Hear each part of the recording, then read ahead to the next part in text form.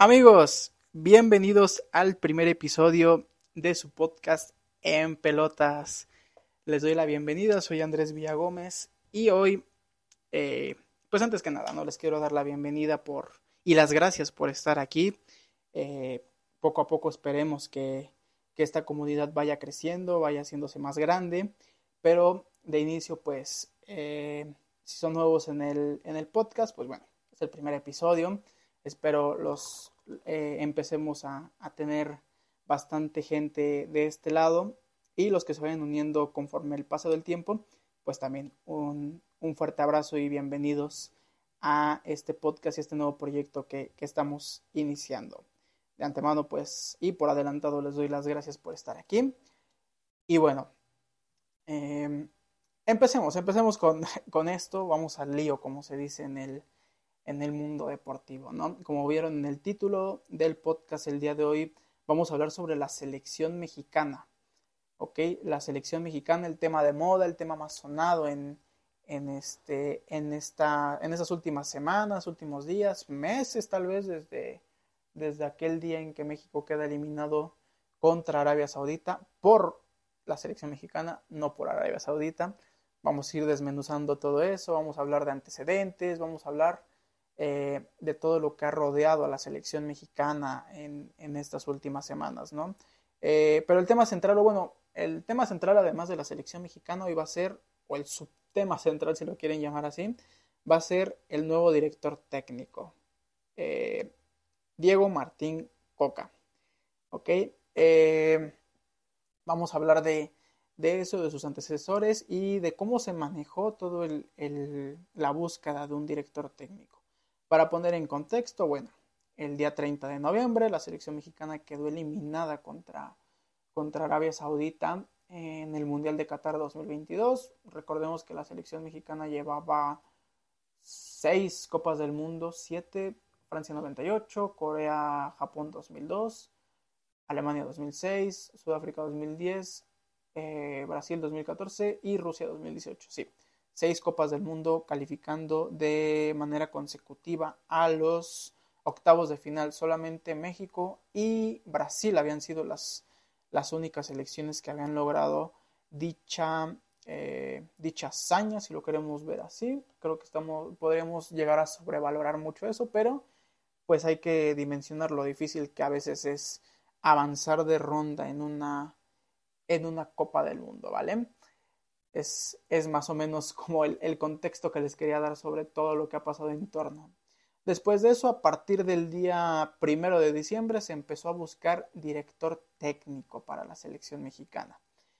Ahorita hablaremos un poco de los candidatos y de cómo se manejó todo esto, pero iniciemos hablando de Diego Martín Coca, ¿no?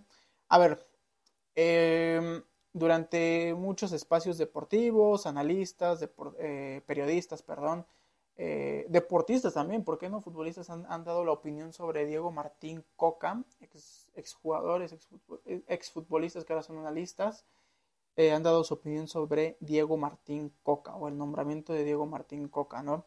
A ver, ¿qué pienso yo? Yo les voy a dar mi más sincero y objetivo punto de vista sobre Diego Coca, ¿no? Eh, hay que entender y hay que recordar que Diego Coca viene de ser bicampeón, o bueno, no exactamente es un torneo, pero viene de ser en la 21-22, de ser bicampeón con Atlas.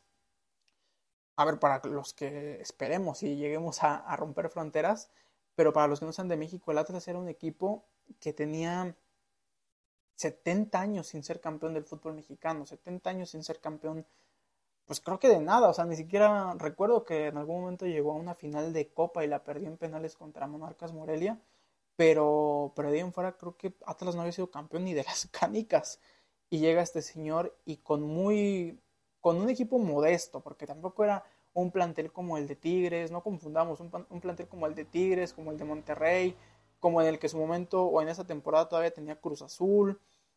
Creo que no era América, creo que no era un super plantel y creo que hizo más con lo que tuvo de lo que se esperaba.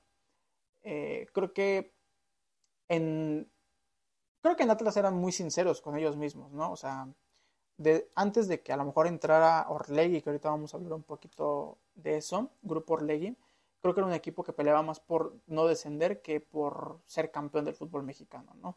Entonces, creo que tampoco confundamos, Atlas no era un equipo escaso de talento, tenía jugadores como Luis Quiñones, tenía jugadores como Julio Furch, el Hueso Reyes, lo rescató Diego Coca, Aldo Rocha, Jeremy Márquez, que a mí me encanta cómo juega el chavo, Diego Barbosa, un arquero como Camilo Vargas, que lideraba muy bien la parte baja del Atlas, ¿no? Entonces creo que tampoco es como que tuviera un plantel tan escaso de futbolistas con talento, pero tampoco era de los grandes planteles o de los planteles más importantes del fútbol mexicano. Entonces creo que sí hay que como que tratar de separar una cosa de otra y hay que ver o hay que entender qué es lo que tiene o con qué va a contar Diego Martín Coca a partir de su primera convocatoria con la selección mexicana y hay que ver qué tanto jugo le puede sacar a eso para los primeros 2 partidos frente a Surinam y contra Jamaica el próximo mes de marzo. Entonces creo que eso nos da para un podcast aparte, analizar la primera convocatoria de Diego Coca, que me parece sale entre el día 10 y 14 de marzo. Entonces realmente falta 2 semanas para que esto suceda. Entonces podemos utilizar un nuevo podcast para hablar de eso. Hablemos de antecedentes. Vamos a hablar un poquito de antecedentes y de lo que fue la selección mexicana antes de Diego Martín Coca, ¿no? Para esto pues yo tengo una sección que creo que vamos a estar utilizando bastante en el podcast o sí a menudo, que se va a llamar Buena Idea y Mala Idea, ¿ok? Hoy relacionado totalmente a los directores técnicos antecesores a Diego Coca, ¿no? Empezando pues por Gerardo el Tata Martino, ¿no? Que fue el técnico que empleó el proceso de rumbo a Qatar 2022, ¿no? Creo que en principio todos en el día que nombraron a Gerardo Martino en aquel mes de diciembre del 2018, pues creímos que Gerardo Martino por currículum, por credenciales, bueno, básicamente lo mismo, ¿no? Pero sí, básicamente vimos a Gerardo Martino como una muy buena idea, como un técnico que podía llegar a desempolvar las entrañas de la selección mexicana con su idea, ¿no? Había sido subcampeón de América con Argentina en par de ocasiones, había dirigido al Barcelona sin tanto éxito, había llevado a los cuartos de final de Sudáfrica a una selección muy modesta como la paraguaya, que creo que era una mejor generación a la que tiene actualmente el combinado guaraní, ¿no? Pero bueno, en base a todo esto, campeón en la MLS, que pues ser campeón en una liga siempre te va a sumar, ¿no? Siempre te va a dar un punto más a favor en tu currículum y tu carta de presentación como director técnico, ¿no? Y creo que Gerardo Martino estaba haciendo las cosas bastante bien porque se gana la Copa Oro 2019 con buen fútbol. Creo que México había dejado de lado las actuaciones tan bochornosas que había tenido en las últimas 2 Copas Oro, en la del 2017 con Juan Carlos Osorio y en la del 2015 que hubo muchísima polémica con Miguel Herrera. Creo que mucha gente coincidió que esa Copa Oro de Gerardo Martino fue pues hasta cierto punto muy parecida a la que dio el Chepo de la Torre en 2011, que también México termina ganando.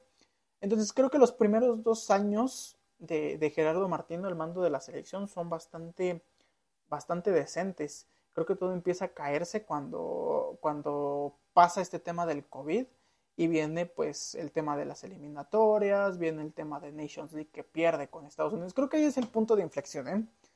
No sé ustedes, no sé, o sea, si comparten en esa opinión conmigo, pero creo que esa Nations League que pierde Gerardo Martino en 2021 con México, que empieza ganando 1-0 con gol del Tecatito muy rápido y que le empatan y retoma la ventaja y que le terminan dando la vuelta, creo que es un verdadero punto de inflexión en el proceso de Gerardo Martino, porque de ahí es cuando viene Funes Mori, viene todo el tema de la Copa Oro, que ojo, Funes Mori tampoco empieza mal con la selección mexicana, mete creo que un doblete en su primer partido, en Copa Oro mete otro par de goles, 3 goles, no recuerdo en este momento con exactitud, pero creo que eh, es ese momento en el de la Nations League, Copa Oro y torneos en adelante, o partidos en adelante amistosos, creo que ya no se juega ningún otro torneo hasta la Copa del Mundo, pero en el que el equipo mexicano pues empieza a bajar su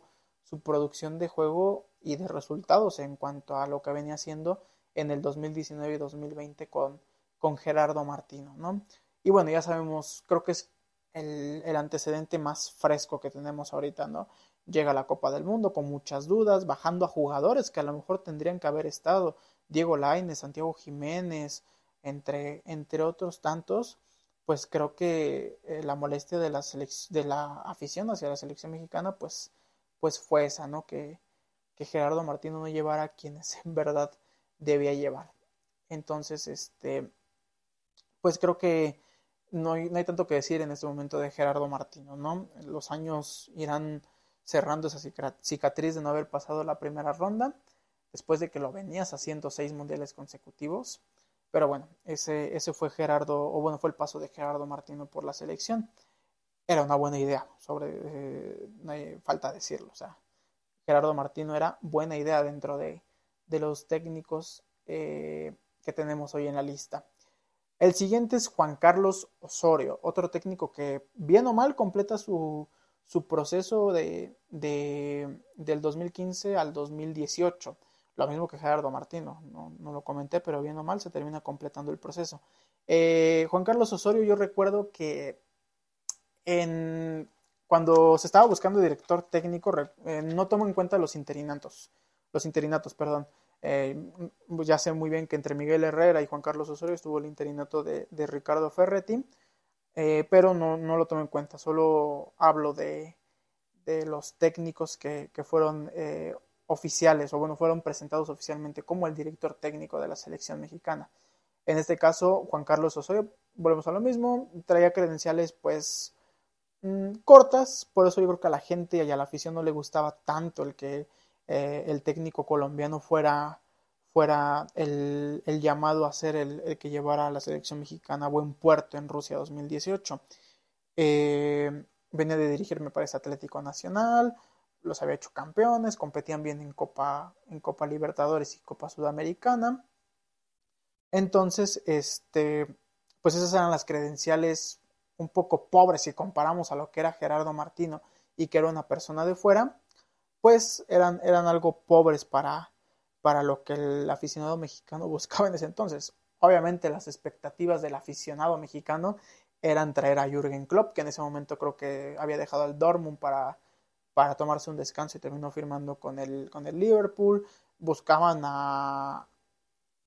se me fue el nombre a Mauricio Pochettino y bueno, en fin, un sinfín de nombres locos que pasaron. Bielsa, que siempre suena, o sea, Bielsa siempre suena para dirigir a la selección mexicana, ¿no?